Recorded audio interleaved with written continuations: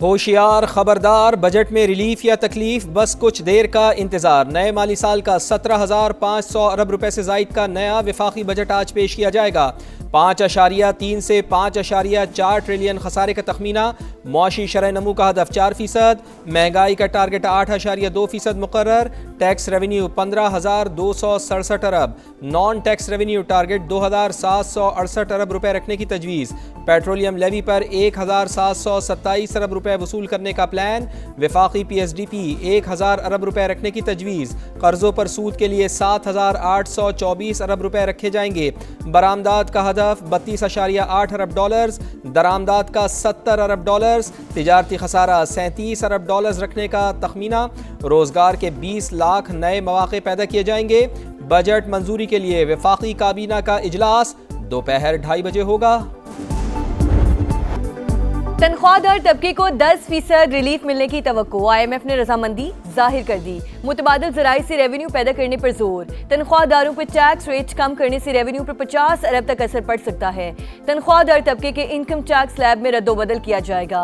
Budget का हजम 18,500 अरब रुपए तक जाने का इम्कान। मुख्तलिफ तजावीज़ विफाकी काबीना के सामने रखी जाएंगी।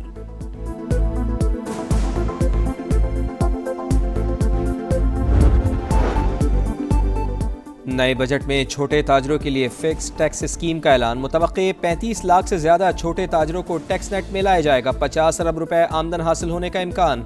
रजिस्ट्रेशन ना कराने वाले ताजरों को भारी जुर्माने का सामना करना पड़ेगा। सालाना 20 करोड़ रुपए या कम सेल पर 1% फिक्स टैक्स अदा करना होगा। सालाना 20 करोड़ टर्नओवर या सेल पर 25,000 रुपए टैक्स अदा करना होगा।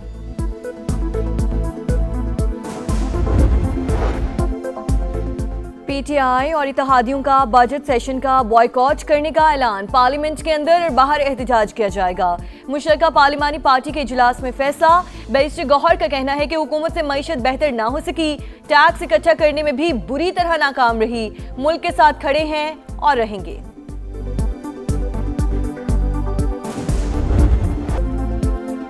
नए बजट में हाइब्रिड इलेक्ट्रिकल गाड़ियां, सोलर पैनल महंगे होने का खदशा। IMF का ई-व्हीकल्स पर 18% GST लगाने पर जोर। सोलर पैनल्स पर GST 10% से बढ़ाकर 18% करने की तजवीज़। मालियाती इदारे का किसी भी किस्म की टैक्स छूट देने से इनकार। नई मुजवज़ा ऑटो पॉलिसी के इजरा से पहले ही मुश्किलात का सामना। बजट में मेकअप सामान, सुर्खी पाउडर, मस्कारे, शैम्पू सस्ते होने का इम्कान।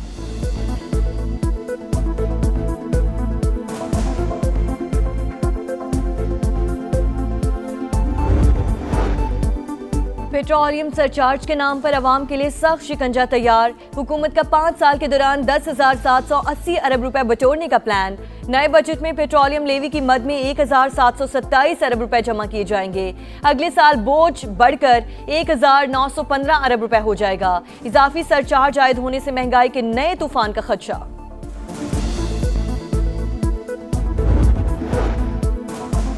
दावे बड़े बड़े अहदाफ पूरे ना हुए। हुकूमत अक्सर मुआशी टारगेट हासिल करने में नाकाम।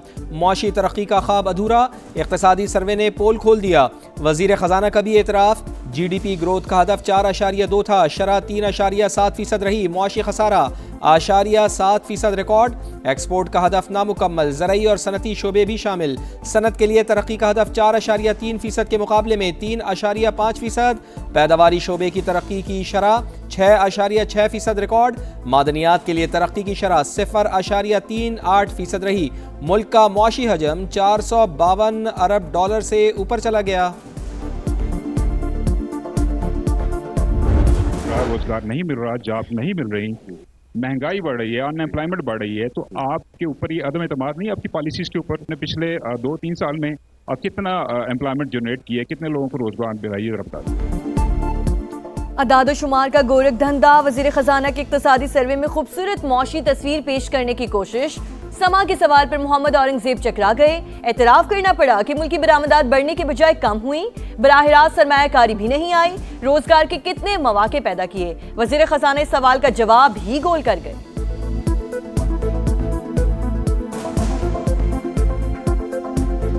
बात दुरुस्त है कि हमारी एक्सपोर्ट पिछले साल के मुताबिक में थोड़ी सी कम होगी, और उसमें these are 2 factors. This is not broad based, that was my point.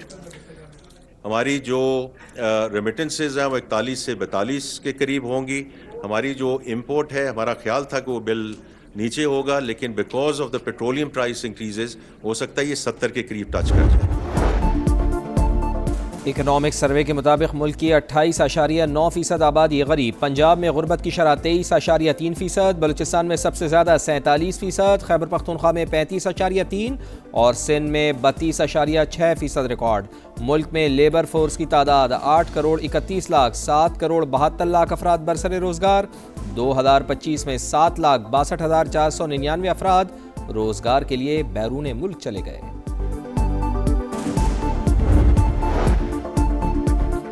हुकूमत बिजनेस सेक्टर को बजट में रिलीफ देने जा रही है, IMF भी मान गया। बिजनेसमैन आरिफ हबीब का इंकशाफ। समा से गुफ्तगू करते हुए कहा, कारोबारी शोबे के लिए 1200 अरब रुपए तक रिलीफ मुतवक्के है। टैक्स रेट्स और एनर्जी कास्ट में कमी का इम्कान। रिलीफ मिला तो मईशत में नई जान पड़ जाएगी।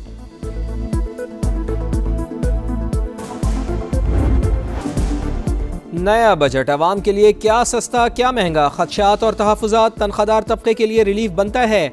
ज़राई शोबे पर ख़ास तवज्जो दी जाए। समा की सबसे बड़ी बजट ट्रांसमिशन में मुमताज़ सनतकारों और मुआशी माहिरीन की तजावीज़ और जानदार तबसरे। मीज़ानिये को अल्फाज का हेर फेर करार दे दिया, हर जाविये से भरपूर इहाता।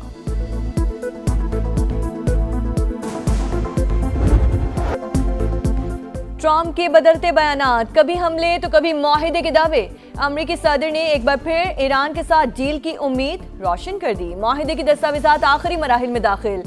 रवा हफ्ते के आखिर तक डील पर दस्तखत हो जाएंगे। तकरीब मुमकिना तौर पर यूरोप में होगी। अमरीकी सदर का ऐलान, कहा पाकिस्तान बेहतरीन किरदार अदा कर रहा है। ईरान से मुआहिदा होते ही एक हफ्ते में आबने हुर्मुज़ खोल दी जाएगी। अमरीका और ईरान के दरमियान इब्तदाई मुफाहमत तय पा गई। अमरीकी मीडिया का भी दावा। एक्सियोस के मुताबिक आबने हुर्मुज़ फौरी खोलने और 60 रोज़ा जंगबंदी पर इत्तफाक हुआ। जौहरी मुज़ाकरात जंगबंदी के दौरान जारी रहेंगे।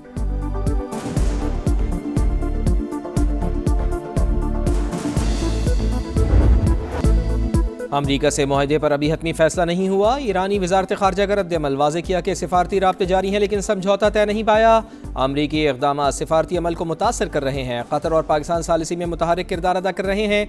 ईरान अपनी रेड लाइन्स पर कोई समझौता नहीं करेगा। अक़वाम मुत्तहिदा में ईरानी मंदूब ने कहा, दबाव और जबर के सामने नहीं झुकेंगे।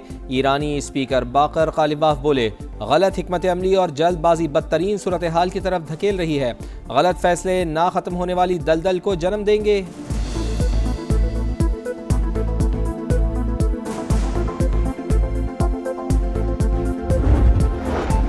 आबने हुर्मुज़ में फिर टेंशन। ईरान ने बगैर इजाज़त आलमी गुजरगाह से गुजरने पर टैंकर को रोक लिया। अमेरिकी फोर्सेस का 2 ईरानी ड्रोन मार गिराने का दावा। अमेरिकी एहलकार के मुताबिक ईरानी ड्रोन्स ने तिजारती जहाज़ों को निशाना बनाने की कोशिश की।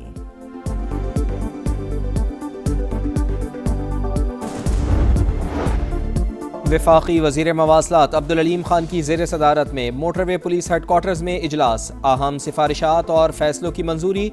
अहम शाहराहों को तरजीही बुनियादों पर इंटेलिजेंट ट्रांसपोर्टेशन सिस्टम पर मुंतकिल करने की हिदायत। कहा, जदीद इलेक्ट्रॉनिक टोल सिस्टम को सेफ सिटी के सिक्योरिटी नेटवर्क से मुंसलिक किया जाए। तमाम मोटरवेज और हाईवेज के सर्विस एरियाज पर रेस्क्यू 1112 फायर ब्रिगेड और एम्बुलेंस की मौजूदगी लाजमी करार। पहाड़ी इलाकों पर शाहराहों को महफूज बनाने के लिए खुसूसी इक़दामात की भी हिदायत।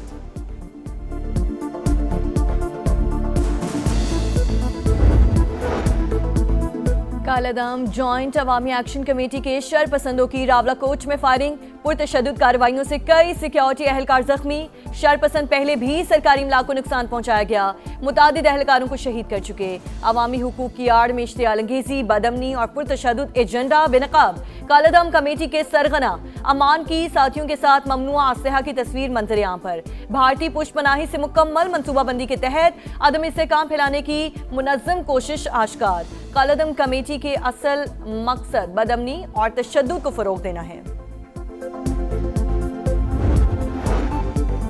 बनू में दहशतगर्दों का बुज़दिलाना वार। सैदगी, बकाखेल और आज़ाद मंडी के करीब फायरिंग से 2 पुलिस एहलकार शहीद। पुलिस एहलकार मोहम्मद रुशान को घर के सामने शहीद किया गया। पुलिस ने दोनों वाक़यात में मुलविस मुल्ज़िमान की तलाश शुरू कर दी।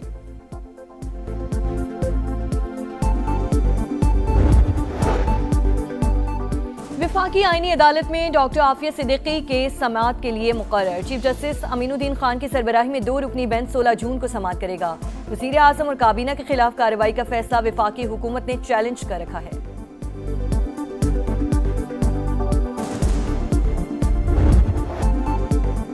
चाइल्ड लेबर के खात्मे का आज आलमी दिन। पाकिस्तान में 86 लाख बच्चे जबरी मुशक्क़त का शिकार। कोई मजबूरियों का मारा, कोई घर वालों का सहारा। बच्चों से मुशक्क़त लेने के खिलाफ क़वानीन मौजूद मगर अमल दरामद मौसर नहीं।